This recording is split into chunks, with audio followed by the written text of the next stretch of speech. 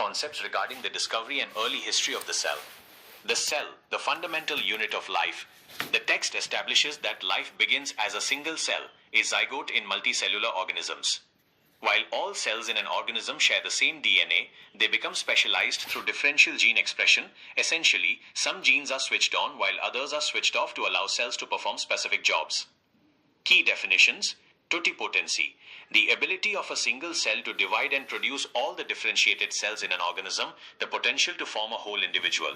Division of labor, different cells taking on specific structural and functional roles to increase the efficiency of the organism. The discovery of the cell, 1665. Robert Hooke, a mathematician and physicist, is credited with the discovery of the cell. The material: he examined a thin slice of cork, dead plant tissue, using a microscope he developed. The observation: he saw tiny hollow compartments that reminded him of a honeycomb. The name: he called these compartments celluli, Latin for small rooms, which eventually became the word cell. The publication: he published these findings in his famous book, Micrographia.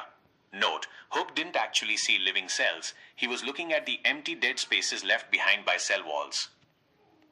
Timeline of early cell history.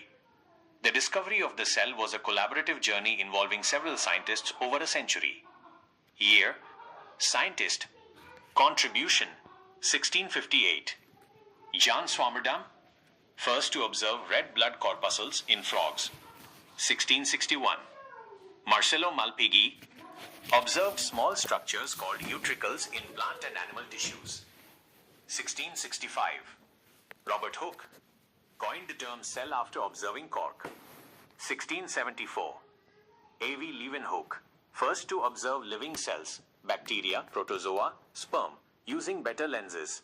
1682. Nehemiah Grew described tissues as containing elementary structures or cells in plants.